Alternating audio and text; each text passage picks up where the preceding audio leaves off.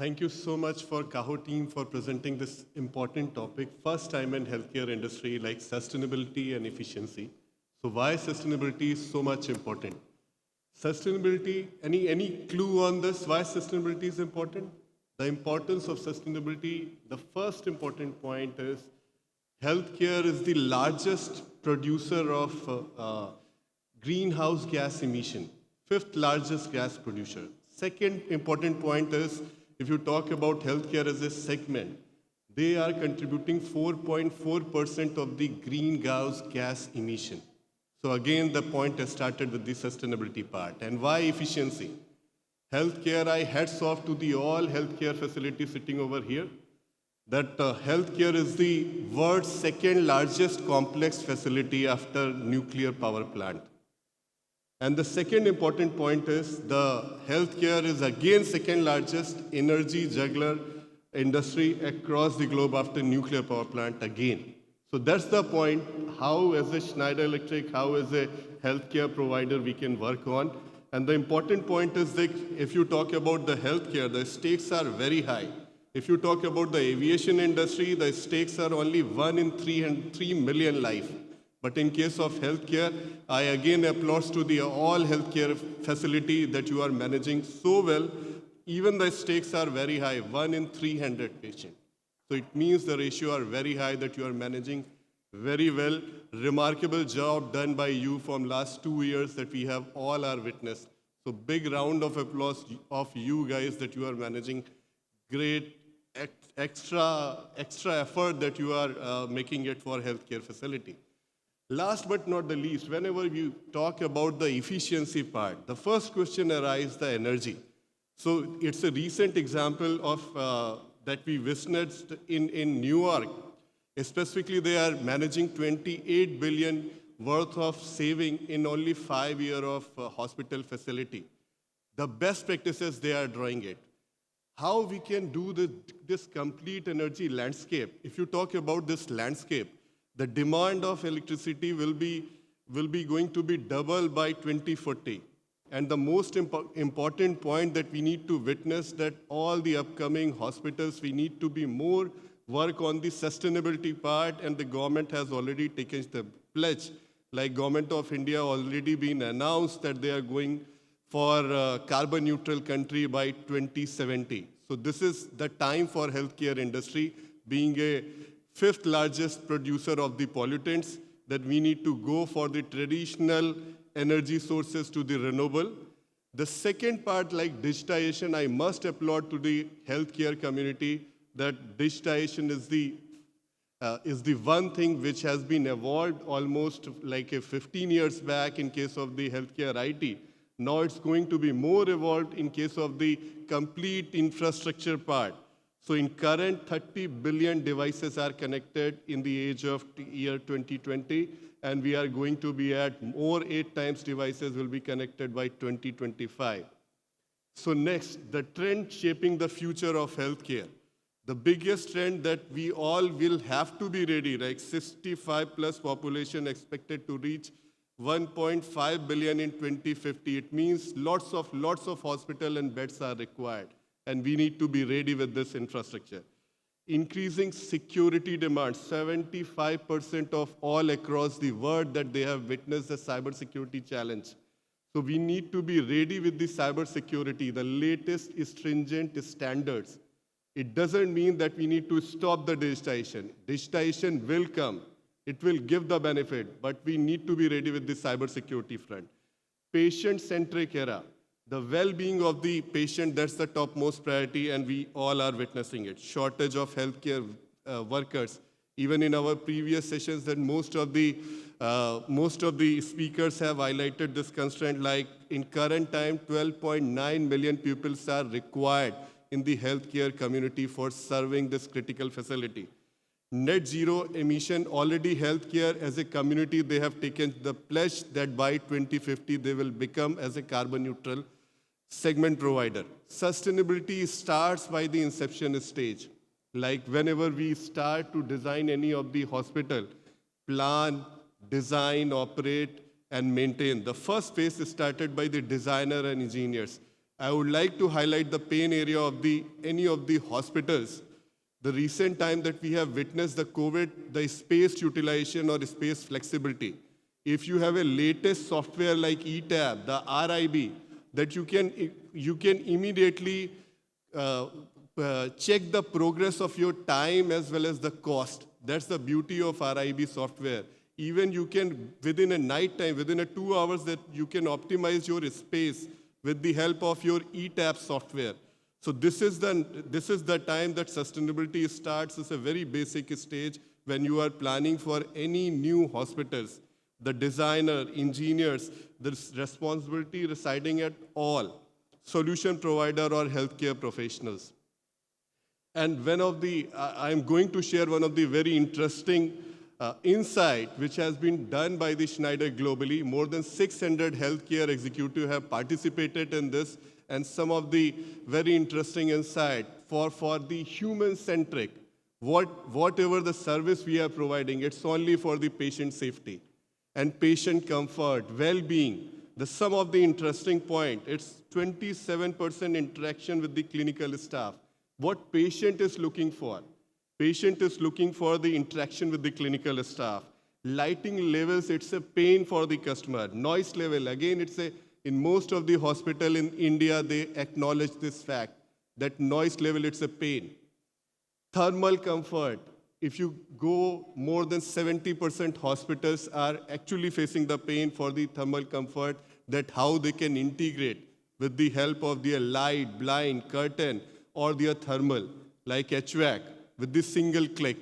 So by the technology that you can make the infrastructure more ready towards the patient, the well-being of the patient. And next we talk about the patient-centric. Whenever we talk about the patient-centric, it's nothing related with patient only. It depends on the clinician staff, it depends on the administration, how well we are managing, how well we are integrated with the HIS system, ADTS system, admission discharge transfer system, nurse call system, so that we will create the value for the patient. That's called the IoT. And second priority, whenever you talk about hyper-efficient hospital or the smart hospital, 84% of the healthcare executives have witnessed that operational efficiency can be improved only by the IoT. So it means we have a huge scope for the IoT in case of the mitigating the risk, fire risk, or you can get the alert notification with the help of advancement of the technology. And we are proudly saying that we are doing it with the help of AIMS Delhi. They have a major issues with regards to the fire, with the operational performance, and Schneider Electric is helping in a big way.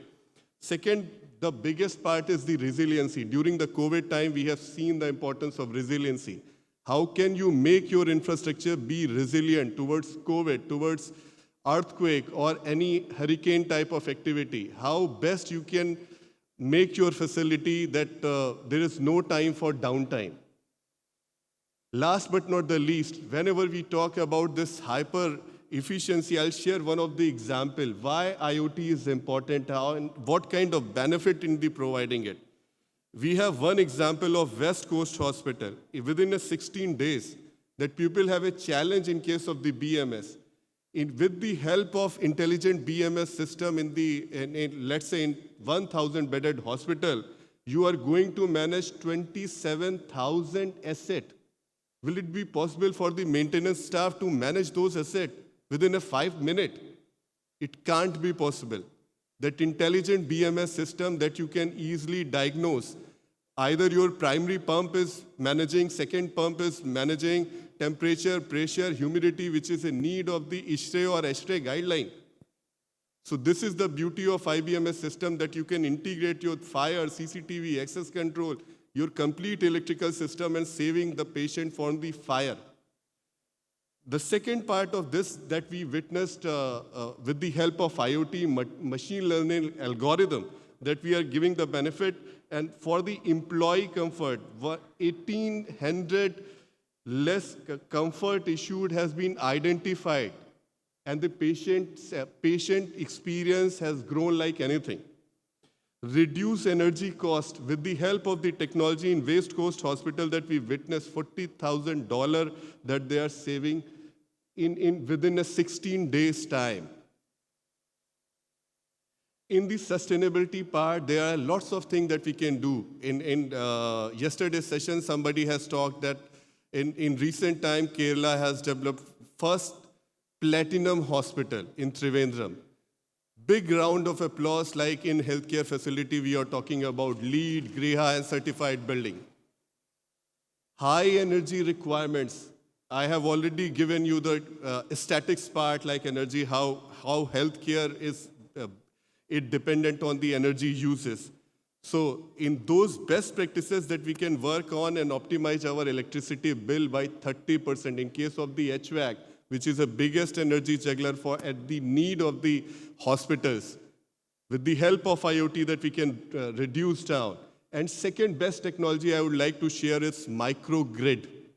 Microgrid is the technology that you can optimize your distribution energy resources. It means if you are dependent on the electricity board, DG, UPS, how are you going to manage it? It can't be possible for the maintenance engineer. That's the beauty of technology like AIIMS Delhi, AIIMS Patna, they are investing on these technology. So managing such a difficult complex and saving humongous amount of electricity with the help of these technology. That's the beauty of sustainability, and you will get the 24/7 alert and notification, which can't be possible. In case of the recent research, what we have witnessed from the sustainability point of view, that with the help of this renewable approach or microgrid approach, LEED, GREHA certified building, that you can save your energy cost by 30%, and of course, that it requires a different practice, different approach in the case of the designing of those flexible infrastructure. And everything is residing in today's time. In most of the sessions that we highlighted the importance of the data. In healthcare, we have 27 different silo system which is independently working on. Either if you talk about nurse call system, hospital information system, admission discharge transfer system, and all those devices, all those infrastructure, fire alarm system, they are throwing the data. What is the use of those data that we are getting it?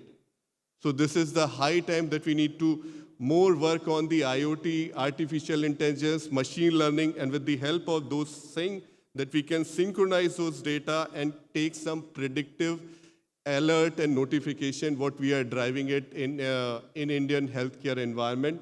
Even in some of the tier 2 cities, like in Varanasi, like in Nagpur, that we have already provided those solutions. In even AIIMS Delhi, that whole system is working on predictive kind of environment in spite of our reactive approach and preventive approach or schedule-based maintenance. This is the time that we can make the mega shift in case of the technology. And whenever we have represented these 4 pillars in the healthcare community, globally they have only 4 challenges. First challenge is people safety or people experience. 33% less patient complaint on the thermal comfort. Thermal comfort, which is the biggest challenge for healthcare community to manage for the patient experience. Hyper efficiency, 29% reduction in unscheduled maintenance. It's a huge cost with the help of connected product and technology that you are getting it. Resiliency, reduced by 32%. And for the sustainability point of view, that I have highlighted few of the challenges and the availability in the market, like greenhouse gas emissions. Being a healthcare, that we are the 5th largest contributor towards the carbon neutral. So how we can make our hospital more resilient, more sustainability point of view. And 25% reduction in case of the greenhouse gas emission. The outcome is we need to, I would request to everybody for the healthcare community that this is the time that we need to drive this healthcare action towards the outcome-based model. Whatever the products, whatever the solutions we are offering for healthcare community, we need to ask whether the risk mitigation, predictive kind of approach, asset maintenance, so that you are not be dependent on the traditional maintenance, scheduled maintenance, or the reactive maintenance approach. And you will get the complete holistic view by a single click of the hospitals. Last but not the least, these are the few of the hospitals across the globe where Schneider is helping for making this a smart hospital infrastructure. If you talk about the RTLS, the patient experience journey, the hyper efficiency, resiliency point of view, so that they need to be ready with any kind of exigency, any kind of corona, COVID kind of situation, that they need to be ready. So thank you all for giving us the opportunity. Thank you.